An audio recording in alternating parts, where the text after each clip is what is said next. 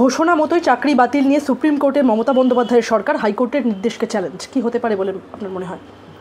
কি হতে পারে হয়তো সময় বলবে, সুপ্রিম কোর্ট যা নির্দেশ দেবে তাই হবে।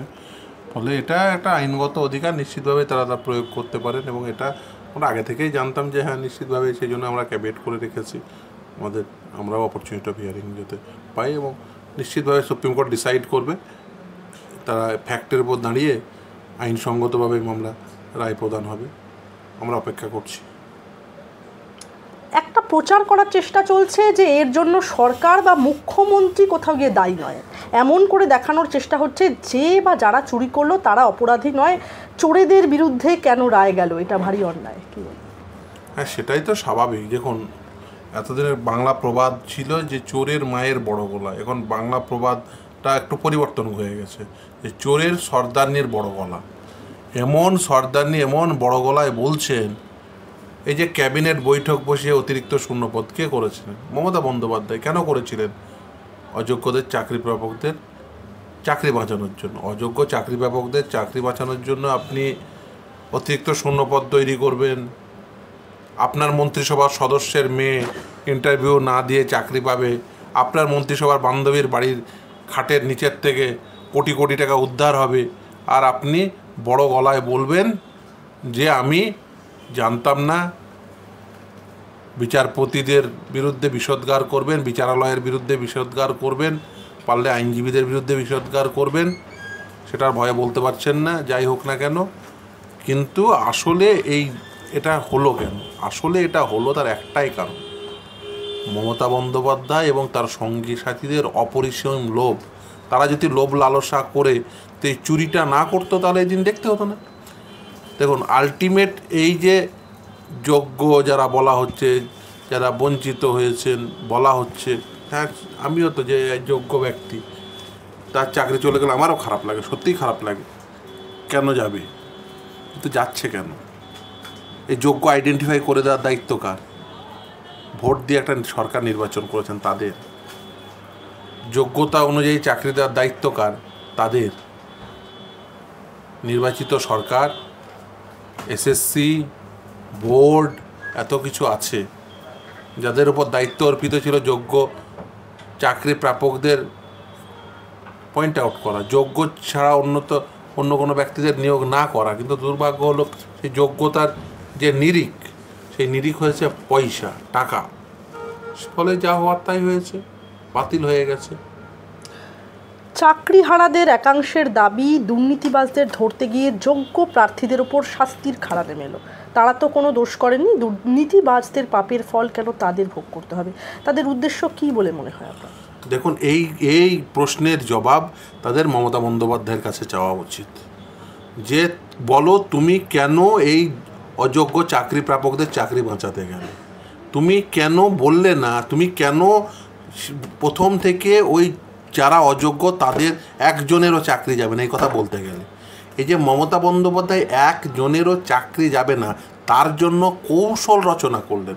এই মমতা বন্দ্যোপাধ্যায়ের যে একজনেরও চাকরি যাবে না কৌশল রচনার জন্য আজকে এই পরিস্থিতি। অর্থাৎ সাদা খাতার মাস্টারদের চাকরিতে রেখে দেব, এই যে কৌশলটা মমতা বন্দ্যোপাধ্যায় করলেন আজকের পরিস্থিতির জন্য, এটাই দায়ী। তার কারণ মমতা বন্দ্যোপাধ্যায় সব থেকে ভালো জানেন যে এই চাকরি বিক্রি করে টাকা কারা নিয়েছে। মমতা বন্দ্যোপাধ্যায় এটাও জানেন, আমি যদি আদালতে গিয়ে বলে দিই যে এদের চাকরি বাতিল হবে, তাহলে তারা সবাই চলে আসবে, বলবে ওই দেখো তোমার নেত্রী চাকরি আমাদের বাতিল হবে বলে এরকম লিস্ট দিয়েছে, তাহলে তুমি তৃণমূল নেতা হিসেবে তোমাকে আমি টাকা দিয়েছিলাম, টাকাটা ফেরত দাও। মমতা ব্যানার্জি এটা সব থেকে ভালো জানে। ফলে মমতা বন্দ্যোপাধ্যায় এই তৃণমূল নেতাদের পেট বাঁচানোর জন্য, তাদের সম্পদ বাঁচানোর জন্য, কারোর বাড়ির লিফট বাঁচানোর জন্য, কারোর বাড়ির এসকালেটর বাঁচানোর জন্য, কারোর বাড়ির কোটি টাকার ঝাড়বাতি বাঁচানোর জন্য মমতা বন্দ্যোপাধ্যায় এই যে অযোগ্যদের লিস্ট দেননি, অযোগ্যদের চাকরি বাঁচানোর কৌশল রচনা করে গেছেন। এই হচ্ছে লিফট, ঝাড়বাতি, এসকালেটর বাঁচানোর লড়াই। এক শিক্ষক বলছেন আমরা অযোগ্য, সেটা প্রমাণ করে বার করে দিক। আমার বিরুদ্ধে তো কোনো অভিযোগ নেই, ওএমআর ম্যানিপুলেটেড হয়েছে, এটা কোনো রায় হলো? 19,000-এর তো কোনো দোষ নেই যেখানে বিচার। 19,000টা কে? সেটাই তো আইডেন্টিফাই করে দিতে বলেছিল। কে সেই 5,000টা কে? এই যে দুর্নীতি না করে নিয়োগ করা, এই যে রুল মেনে নিয়োগ করা, এটা সেই শিক্ষকেরও দায়িত্ব ছিল না, এ দায়িত্ব ছিল মমতা বন্দ্যোপাধ্যায়ের। মমতা বন্দ্যোপাধ্যায় এই জন্যই তো বলি, কেন এই যে ধরুন ওকালতি করার পরেও কেন যে বলি মানুষকে সচেতন করার চেষ্টা করি যে আপনার ভোট অত্যন্ত মূল্যবান। কেন বলি যে মমতা বন্দ্যোপাধ্যায়ের মতো এরকম দুর্নীতিপরায়ণ অযোগ্যকে নির্বাচিত করবেন না? কেন বলি? কি দায় পড়েছে আমার? একটাই কারণে বলি, তার কারণ এই দিনটা দেখতে হবে না। ওই জন্য মানুষ দুরকম হয়, এক হচ্ছে ঠকে শিখবেন, আর না হলে আগে থেকে বুঝে শিখে যাবেন, বুঝে ডিসিশন নেবেন। এখনও নির্বাচন চলছে, বুঝে ডিসিশন নিন। আর বুঝে ডিসিশন না হলে আবার এরকম ঠকতে হবে, আবার এরকম যদি সরকার নিয়ে আসেন আবার ঠকতে হবে। আবার এখন এসএসসির এই 4টে বাতিল হয়েছে, আবার দেখবেন প্রাইমারি বাতিল হবে, তারপরে আরও 5টা বাতিল হবে। স্বাভাবিক, এইরকম সরকার থাকলে স্বাভাবিক।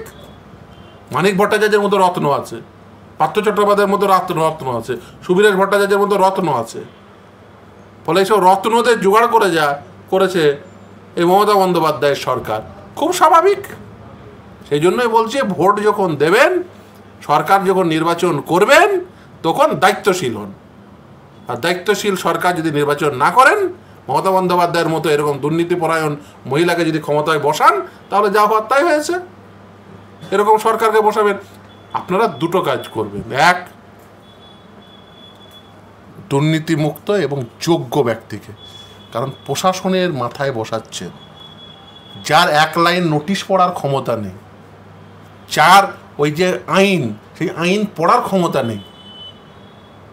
আপনি ধরুন মাথায় তাকে বসাচ্ছেন, আইএস অফিসার, সে সঠিক বুদ্ধি দিচ্ছেন আইন পড়ে, কিন্তু যাকে দিচ্ছে তার তো ওই আইন পড়ে সেটা বোঝার ক্ষমতা নেই। সে বলছে, শোন আমি যা বলছি তাই করে দে।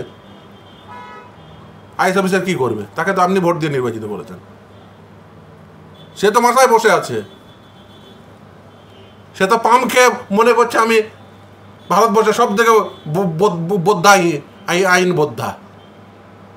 সে সব থেকে ভালো ছবি আঁকে, সে সব থেকে ভালো কবিতা লেখে, সব থেকে বড় আইন বোদ্ধা, 1 লাইনে পড়তে পারে না একটা নোটিশে। ফলে আইন না জানা, পড়াশোনা না করা, দুর্নীতি পরায়ণ ব্যক্তিকে মাথায় বসালে যা হওয়ার তাই হয়েছে। দয়া করে আইন জানা, আইন বোঝা, পড়াশোনা বোঝা, আইন সম্পর্কে সম্যক জ্ঞান থাকা, সংবিধান সম্পর্কে সম্যক জ্ঞান থাকা, এরকম ব্যক্তিদের নির্বাচিত করুন। যদি তা না করেন, যেদিন দেখছেন এদিনই দেখতে হবে। এ দায়িত্ব আপনাদের, জনগণের। না হলে ভবিষ্যতে আরও বেশি ডিফিকাল্টি আপনারা বুঝতে পারেন না। প্রতিদিন এই ধরনের ডিফিকাল্টিজ আসে। এটা ডিরেক্ট হচ্ছে বলে ওই বলছেন, একজন শিক্ষক বলছে, তার আগেই বোঝা উচিত ছিল যে আমাদের এই ধরনের সরকার থাকলে এটা সাইড এফেক্ট, কিছু করার নেই, আমরা সাফার করছি। এই যে ধরুন বিপুল পরিমাণ ট্যাক্স দিতে হয়, কেউ ডিরেক্ট ইনডিরেক্ট মিলে বিপুল পরিমাণ ট্যাক্স দিতে হয়, কিন্তু দুর্নীতিপরায়ণ সরকার থাকে, ঘুরপথে তারা নিজেদের ফান্ড কালেক্ট করছে, দায় চাচ্ছে আপনার উপরে। বিষাক্ত যে ওষুধ ব্যান্ড হয়ে যাওয়া উচিত, সেই ওষুধ খেতে হচ্ছে, ইলেকট্রাল বন্ডের নামে তাদের কাছ থেকে তোলা আদায় করেছে। সেই জন্য এই বিষয়গুলোকে আপনাকে বুঝতে হবে। ইলেকট্রাল বন্ডের নামে যারা তোলাবাজ, তাদের নির্বাচিত করবেন না। যারা চাকরির নামে এই চাকরি বিক্রি করে, তোলাবাজি করে, তাদের নির্বাচিত করবে না। নির্বাচিত করলে যে পরিস্থিতি তৈরি হওয়ার কথা, সেই পরিস্থিতি তৈরি হয়েছে। ফেরদৌস, কিভাবে এই সুপার নিউমেরিক পোস্ট তৈরি হলো? সেটা মমতা বন্দ্যোপাধ্যায় ভালো বলতে পারবে। ওই ক্যাবিনেট মেমোরেন্ডামটি যদি আপনি দেখেন, তাহলে আপনি আপনার কনসায়েন্স নড়ে যাবে। তার একটাই কারণ, এই যে বললাম, আইন সম্পর্কে ধারণা না থাকা, সংবিধান সম্পর্কে ধারণা না থাকা যদি ক্যাবিনেট থাকে, তাহলে তাদের যা পরিণতি হওয়ার কথা তাই পরিণতি হয়েছে। সংবিধান সম্পর্কে যার ন্যূনতম জ্ঞান থাকবে, এই নিয়োগের আইন সম্পর্কে যার ন্যূনতম জ্ঞান থাকবে, সার্ভিস জুরিসপ্রুডেন্স সম্পর্কে যার ন্যূনতম জ্ঞান থাকবে সেও জিনিস করবে না, কিন্তু নেই। আর তার থেকে বড় কথা, জ্ঞান থাকলেও যে অনেক সময় করতে হবে তার একটাই কারণ, ওই দুর্নীতি।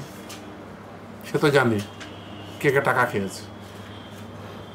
বান্ধবীর বাড়ির খাটের নিচের টাকা যদি উদ্ধার না করে, যদি সেটা যদি আপনি মনে করেন যে না, বান্ধবীর আমার মন্ত্রিসভার একজন সদস্যের বান্ধবীর বাড়ির খাটের তলায় টাকা রাখতে হবে, তাহলে সেই ধরনের ডিসিশনই নিতে হবে। তাই নিয়েছেন মমতা বন্দ্যোপাধ্যায়, সেটাই নিয়েছেন।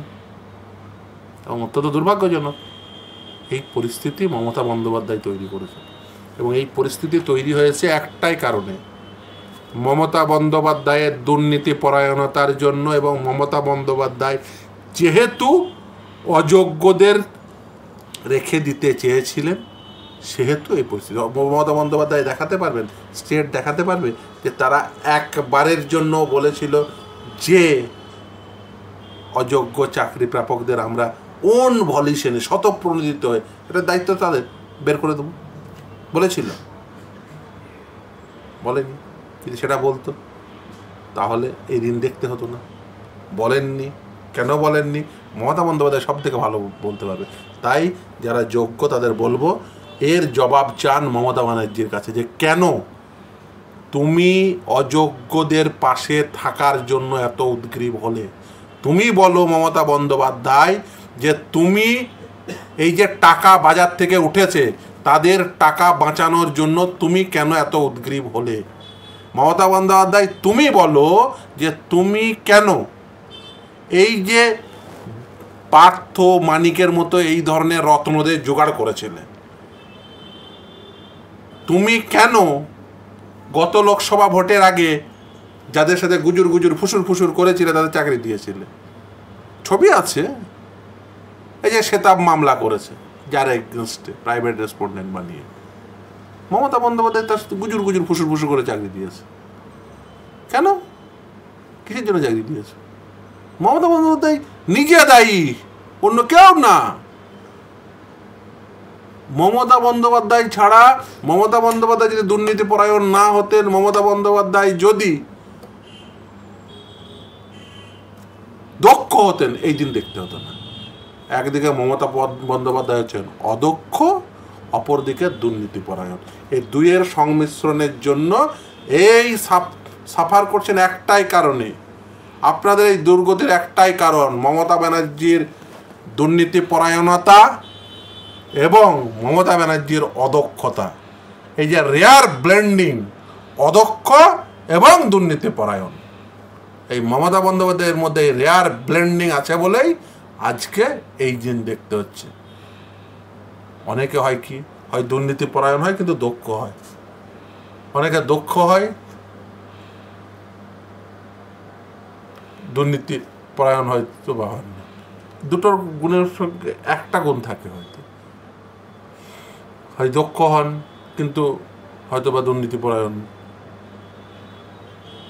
কিন্তু এই হচ্ছে অদক্ষ আবার দুর্নীতি পরায়ণ, রেয়ার ব্লেন্ডিং। দক্ষ হওয়া সত্ত্বেও যদি দুর্নীতি পরায়ণ, সেখানেও মুশকিল।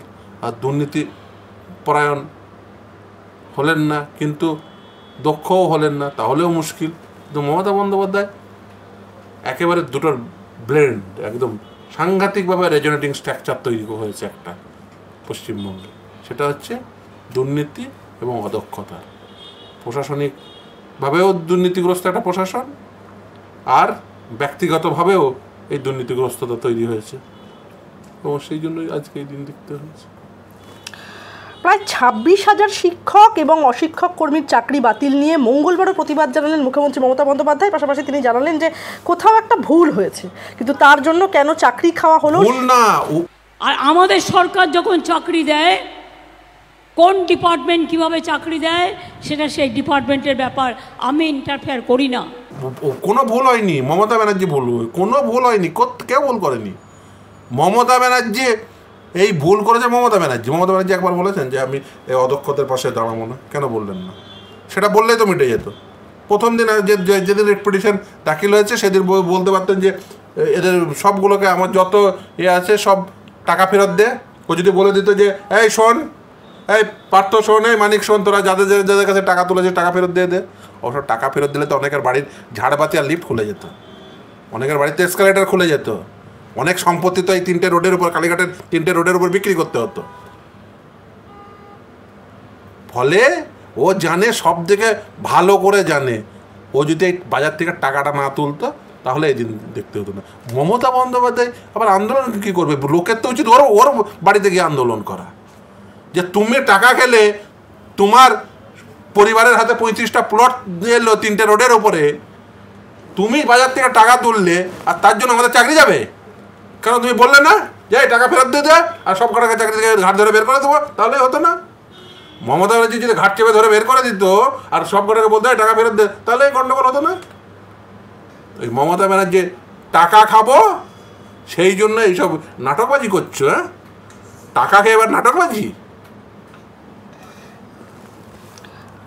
মমতা বন্দ্যোপাধ্যায় বলছেন কোথাও একটা ভুল হয়েছে, কিন্তু তার জন্য কোথাও না, ও ভুল করেছে, কোথাও ভুল হয়নি।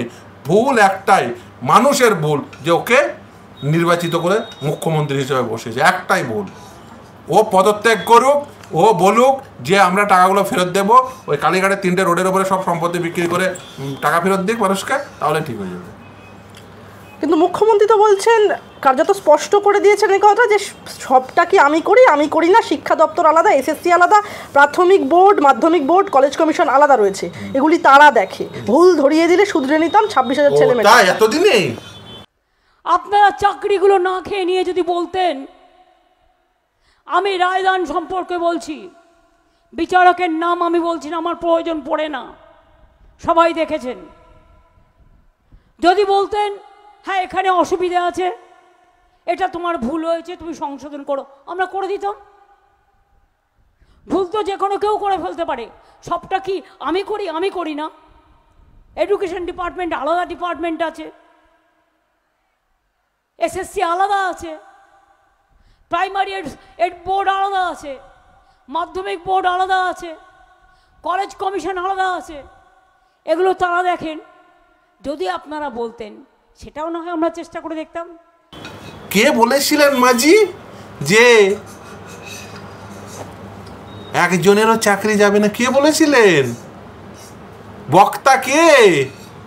মমতা বন্দ্যোপাধ্যায়। কেন বলেছিলেন? কারণ সেদিন বুঝেছিলেন যদি কথা না বলি, যারা টাকা দিয়েছে ওর আশেপাশে ঘুরে বেড়ানো লোকগুলোকে, যেখান থেকে ওই আইফোন কিনেছেন উনি, হাতে হাতে আইফোন নিয়ে ঘুরে বেড়ান, তো কোথাও পান তো সেই সব লোকেদের কাছে লোকে পিটিয়ে টাকাটা আদায় করবে, উনি ভালো করে বুঝে গেছেন, সেই জন্য সেদিন ওই কথাটি বলেছিলেন। আজকে ভাঁওতাবাজি করছেন। হ্যাঁ, টাকা ফেরত দিতে হবে না, টাকা ফেরত দিতে হবে, সঙ্গে এই যাদের চাকরি আপনারা দিয়েছেন সেটা যদি ঘাট চেপে ধরে বের করে দিত, তাহলে এদিন দেখতে হতো না।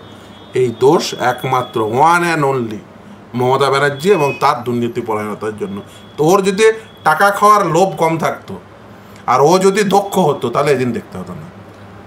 ওর মতো লোভী মহিলা ভারতবর্ষ কেন, পৃথিবীর ইতিহাসে কেউ জন্মায়নি। কিন্তু ফেরদৌসদা, মমতা বন্দ্যোপাধ্যায় তো বলছেন তিনি 1 টাকাও সরকারি অনুদান নেন না, কি বলবেন? ও আইফোনটা কোথায় পায়? ওর ফোনটা কে কিনে দিয়েছে বলুক না? ওর আইফোনটা কে কিনে দিয়েছে? টাকা নেয় না, পায় কোথা থেকে? গাড়িতে তেলকে দেয়। ঢপবাজি। হ্যাঁ, ঢপবাজির একটা সীমা থাকা উচিত, সততার প্রতীক। শুনুন, শুধুমাত্র এই মেকি সততা দেখে কোনো লাভ নেই। কেন টাকা নেবে না মুখ্যমন্ত্রী হিসেবে? অবশ্যই নেবে। আমি মনে করি যদি তার মুখ্যমন্ত্রী যা প্রাপ্য সে নেবেন, তবেই সৎ থাকা যাবে। আর যে বলবে আমি টাকা নিই না, তাহলে সে অন্য জায়গা থেকে টাকা আনার ব্যবস্থা করবে। যে মুখ্যমন্ত্রী বলবে আমি টাকা নিই না, আমি যদি বলি পেশাদার হিসেবে আমি 1 টাকাও ফিজ নিই না, তাহলে জানতে আমার অন্য কোনো ধান্দাবাজি আছে? অবভিয়াসলি আমি ফিজ নিই। হ্যাঁ, পারপাসে যে অনেক পারপাসে দিই না, বিনা পয়সায় করি। এই যে সুপ্রিম কোর্ট যায়, ফিজ নিই, কিন্তু অন্য 5টা মামলায় ফিজ নিতে হবে, নাহলে আমাকে অন্য ধান্দাবাজি করতে হবে। আর যদি আমাকে ধান্দাবাজি না করতে হয়, আমার পেশা থেকে আয় করে যদি আমাকে খেতে হয়, তাহলে আমার পেশার ফিজ নিতে হবে। যে মুখ্যমন্ত্রী বলবে যে আমি 1 টাকাও নিই না, কি রাজা বাদশা ঘরের বিয়ে নাকি, রাজকন্যা মহারানী, যে সম্পদ রয়েছে কোনো দরকার নেই কিছুর, এসব ঢপবাজি মরে লাভ আছে? যে বলবে, যে মুখ্যমন্ত্রী বলবে, যে মন্ত্রী বলবে, আর অন্য কোনো সোর্স নেই, ওর কিসের সোর্স? ওকে বড় চিকিৎসক, হ্যাঁ, বড় আইনজীবী, যে লোকে কোটি কোটি টাকা, লাখ লাখ টাকা ফিস দেয়, সেই ফিস থেকে ওর সংসার চলে, সেই ফিস থেকে আইফোন কেনা হয়, সেই ফিস থেকে গাড়ি যে চড়ে, সেই ফিসের থেকে গাড়ি তেল ভরে। সব ঢপবাজি মেরে লাভ আছে? যে বলবে যে আমি 1 টাকা নেই না, জানবেন সব থেকে বেশি দুর্নীতিগ্রস্ত লোক সে। আর এক্স্যাক্টলি সেটাই ঘটেছে পশ্চিমবঙ্গে। ওই যে বলে আমি কিছু নিই না, সব থেকে বেশি নেয়। ওই কিছু নেই না বলেই সব থেকে বেশি 2 নম্বরই করে পয়সা তোলে, বাজার থেকে 2 নম্বরই করে সব থেকে বেশি পয়সা তোলে। সেই জন্য দেখেছেন না, 1,86,00,000 টাকা দিয়ে ছবি বিক্রি করেছে। যে সুদীপ্ত লোকের ওই ডিম বেচা পয়সা লোকের কাছ থেকে মেরে নিয়েছে, সেই সুদীপ্তকে 1,86,00,000 টাকা দিয়ে ছবি বেচেছে এই মমতা ব্যানার্জি। তারপরে কি হলো? ডিম বেচা পয়সাটা মমতা ব্যানার্জি খেলো, সেই পয়সা দিয়ে আইফোন কেনা হলো। ডিম বেচা টাকার 1,86,00,000 টাকা দিয়ে ওই ছবি কেনা হয়েছে। ফলে এইসব ঢপবাজি মেরে লাভ নেই। স্কুলে হঠাৎ শিক্ষকদের এই অভাব তৈরি হওয়া নিয়েও উদ্বেগ প্রকাশ করে মুখ্যমন্ত্রী বলেছেন, তার প্রশ্ন, স্কুলে শিক্ষক কোথা থেকে আসবে? স্কুলে বাচ্চারা গিয়ে বসে থাকবে, সেখানে বিজেপির লোকেরা পড়াবে না আরএসএস পড়াবে? যারা স্কুলে পড়ে কোথায় যাবে? স্কুলগুলোতে মাস্টার কোথা থেকে আসবে? স্কুলে বাচ্চারা গিয়ে বসে থাকবে, ওখানে বিজেপির লোকেরা গিয়ে পড়াবে? কি বলি, স্কুলে শিক্ষকরাই তো পড়ানোর কথা। প্রতি বছর টেট নেন না কেন? প্রতি বছর শিক্ষক নিয়োগ করেননি কেন? এই 2016 সালে নিয়োগ হয়েছে, তারপর আর নিয়োগই হয়নি। এই যে ছাত্রছাত্রীরা প্রতিদিন চেম্বারে এসে বলছে যে স্যার নতুন নিয়োগ করানোর জন্য মামলা করুন। দেখো, এটা এই ডিসিশন তো ডিসকাশন তো গভর্নমেন্টের।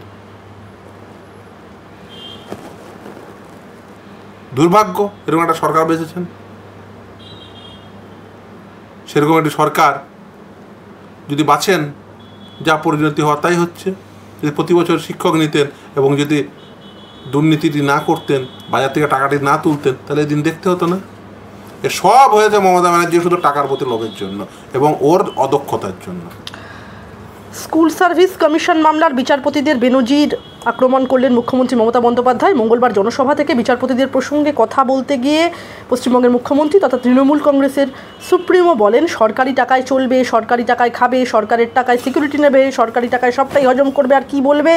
এই এক কলমের খোঁচায় বলবে যে যা সকলের চাকরি চলে গেল। সেই সঙ্গে মমতা বন্দ্যোপাধ্যায় আরও দাবি করেন, যাদের চাকরি গেল তারা যদি আত্মহত্যা করেন সেটার দায়িত্বকে বিচারপতিরা নেবে।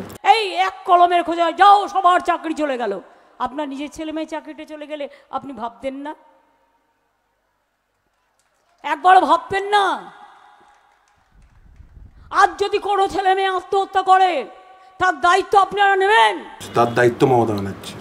যদি কেউ কিছু করে তার দায়িত্ব মমতা ব্যানার্জির। তার কারণ মমতা ব্যানার্জির লোভ হচ্ছে এর জন্য দায়ী। আর সরকারি টাকা নেবেন বলেই তো এটা সরকারি টাকা নয়, জনগণের টাকা। জনগণ ট্যাক্স দেন, জনগণের ট্যাক্সের টাকায় উনি যে সিকিউরিটি নিয়ে ঘোরেন না, ওনার বাড়ির আশেপাশে যারা ওই সুরক্ষা প্রদান করে, উনি যে সুরক্ষিত থাকেন সেটাও জনগণের টাকায়। ওই যে পরিস্থিতিগুলো করে যাদেরকে বলে চাপকে দেবো, ওই বলেন না বই বলে, জনগণের টাকায় মাইনে পায়। ওনার যে তাবেদারি চলে ওটা জনগণের টাকায়। উনি যে বড় বড় ডায়লগ দিচ্ছেন এগুলো জনগণের টাকায় এই লালিত পালিত হয়ে দিচ্ছেন। এই নবান্নটা চলে জনগণের টাকায়, সবই জনগণের টাকায় চলে। তো জনগণের টাকায় নেন বলেই তো তাদের দুর্নীতিগ্রস্ত হতে হয় না। আর আপনি যে বলেন যে আমি জনগণের টাকা নিই না, সেই জন্য আপনি দুর্নীতিগ্রস্ত হয়ে গেছেন। সেই জন্য আপনি সুদীপ্তদের মাধ্যম দিয়ে ওই ডিম বেচা পয়সা নেন, সেই জন্য আপনি চাকরি বিক্রি করে পয়সা নেন। জনগণের যে টাকা দেয় সেইটুকু টাকা দিয়ে, মুখ্যমন্ত্রীর যেটুকু বেতন সেইটুকু দিয়ে সংসার চালাতে শিখুন। সেইটুকু দিয়ে পরিবারের আজ যারা এক্সটেন্ডেড পরিবার আছে সেইটুকু দিয়ে প্রতিপালিত করুন। আর ওইটা না নিয়ে ওই দ্বিতীয় সোর্সটা নেব, দিয়ে বাড়িতে ঝাড়বাতি লাগাবো আর এসকেলেটার লাগানোর ব্যবস্থা করে দেবো আত্মীয়দের, তা করতে গেলে যা হচ্ছে এটা হবে। জনগণের দেওয়া টাকায় যেটা মুখ্যমন্ত্রীর বেতন, সেইটুকু নিয়ে সেইটুকুতে খুশি থাকুন। কারোর কোনো আত্মীয়র বাড়িতে লিফট এসকেলেটার লাগানোর জন্য কোটি কোটি টাকা ঘুষ খাওয়ার ব্যবস্থা করবেন না। তাহলে এই দিন যদি তাই করেন তাহলে এই যে যা দেখছেন এটা হবে। আর জনগণকে বলবো, আপনারা জানেন, বিশেষ করে যারা টাকা দিয়েছেন তারা ভালো করে জানেন কাকে টাকা দিয়েছেন, তার বাড়ি চলে যান। আর তাকে যদি সে বলে যে না আমি টাকা অমুক নেতাকে দিয়েছি, তাকে সঙ্গে নিয়ে তারও কাছে যান। সে যদি বলে আমি অমুক নেতাকে দিয়েছি, তাকে সঙ্গে নিয়ে তার মাঝে যান। আলটিমেট দেখবেন কার বাড়িতে পৌঁছে যায়, সবাই মিলে সেই দালালদের নিয়ে তার বাড়িতে পৌঁছে যান, দেখবেন সব ঘাট কিনে যাবেন। জয় কালী বলতে বলতে সেই ঘাটে পৌঁছে যান। মমতা বন্দ্যোপাধ্যায় যে ভাষায় বিচারপতিদের আক্রমণ করছেন তাতে কি কন্টেম্পট প্রসিডিংস কি শুরু হওয়া যেতে পারে? হওয়া উচিত, কিন্তু ওকে করে কি করবে, এমনি জেলে যাবে। ও যা যে দিকে যাচ্ছে জনগণ কি করে দেখুন না ওকে। ও যেদিকে যাচ্ছে, ও আর যা যা ঘটেছে, অপেক্ষা করুন কয়েকদিন। এই যে বললাম যে পদ্ধতিতে যারা সবাই জানে টাকা কোথায় দিয়েছে, কাকে দিয়েছে, কার মাধ্যম দিয়ে কোথায় গেছে, সকলকে বলবো যারা টাকা দিয়েছেন, যাকে টাকা দিয়েছেন তাকে ধরুন প্রথমে, তাকে বলুন, সে বলবে আমি অমুককে পৌঁছে দিয়েছি, তাকে ধরুন, সেখান থেকে তাকে ধরুন। আলটিমেট দেখবেন সব এক ঘাটে পৌঁছাবেন, সবাই মিলে সেই ঘাটে পৌঁছে যান। আর ও নিজে বলেন জনগণের কিচ্ছু নেই না, তো ওনার আশেপাশে যারা সুরক্ষা প্রদান করছে সেগুলো তো জনগণের ট্যাক্সের টাকা, ওগুলোকে ছেড়ে দিন, তারপরে দেখুন এরাই সব ব্যবস্থা করে দেবে। নিয়োগ দুর্নীতি মামলায় হাইকোর্টের দেওয়া রায় প্রসঙ্গে কল্যাণ বন্দ্যোপাধ্যায় বলছেন সম্পূর্ণ ত্রুটিপূর্ণ রায়, এই জাজমেন্ট থাকতে পারে না। কারোর বিরুদ্ধে অভিযোগ থাকলেও 75% বিরুদ্ধে তো অভিযোগ ছিল না, তাহলে কিভাবে রায় দেওয়া হলো? তুমি ভাগ করতে পারলে না কারা ন্যায় করেছে কারা অন্যায় করেছে, কারা চুরি করেছে কারা চুরি করে। এটা হচ্ছে অদক্ষতা। যাদের এই যে পুরো সবাইকার চাকরি খেয়ে নিলে, যারা যারা চাকরি পেয়েছে 75% তো ভালো করে চাকরি পেয়েছে, তাদেরকে তুমি পার্টি করলে না, তাদেরকে তুমি শুনলে না, তাদের বিরুদ্ধে কোনো ইস্যু ছিল না কোনো সময় হাইকোর্টের কাছে, তাদের বিরুদ্ধে কোনো রিলিফ কখনো কেউ চায়নি, তাদের বিরুদ্ধে সিবিআই কখনো কোনো রিপোর্ট দেয়নি।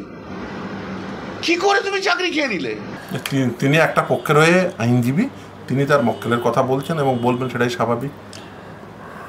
ফিরদৌস, আমার শেষ প্রশ্ন আপনাকে, হাইকোর্টের সমস্যা হচ্ছে এরকম কতগুলো অশিক্ষিত আইনজীবী জাজ হয়ে গিয়েছে এবং এখন দরকার ভালো আইনজীবী জাজ হওয়া, বলছেন কল্যাণ বন্দ্যোপাধ্যায়, কি বলবেন? আমার একটা কথা, আপনারা যখন এসছেন আমার একটা জিনিস মনে হচ্ছে, আমিও তো দীর্ঘদিন ধরে হাইকোর্টে প্র্যাকটিস করছি। কলকাতা হাইকোর্ট এখন দরকার সত্যিকারের ভালো আইনজীবী জজ হওয়া। এরও কোনো জজের জুনিয়র জজ হয়ে গেলে বা কারোর সঙ্গে কারো জজের কোনো উকিলের বন্ধু জজ হিসেবে বড় জায়গায় থাকলে হাইকোর্টে এটা কিন্তু বারবার হবে অবভিয়াসলি, এবং সেটাই হয়ে এসছে। এ নিয়ে কোনো সন্দেহ নেই যে ভালো আইনজীবীতে জাজ হওয়া উচিত। এবং আমাদের এই যে সিস্টেমে, বিচার ব্যবস্থায়, আমি মনে করি যে নিশ্চিতভাবেই ভালো আইনজীবী আছেন, ভালো বিচারপতি আছেন বলেই এখনও পর্যন্ত এই গণতন্ত্র বেঁচে আছে।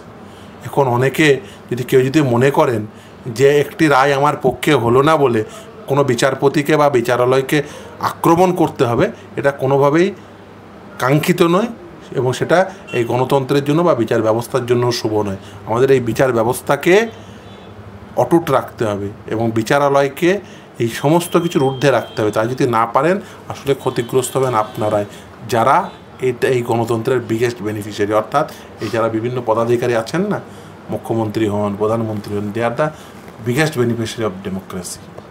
তারা যদি মনে করেন যে আমরা আক্রমণ করবো এই বিচারালয়কে, জনগণের যে সেফটি ভালভ আছে না, এটা হচ্ছে সেফটি ভালভ।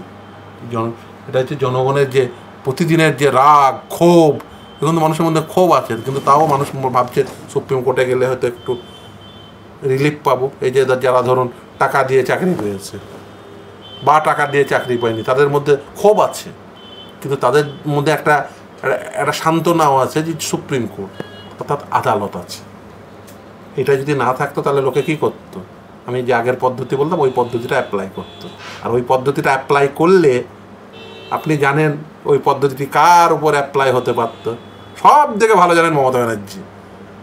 যেই ঘাটে পৌঁছে দেওয়ার পদ্ধতিতে অ্যাপ্লাই যদি হয়, কার ঘাটে পৌঁছবে মমতা ব্যানার্জি সব থেকে ভালো জানেন, এবং তাতে সেই ঘাটের বাসিন্দার কি হবে।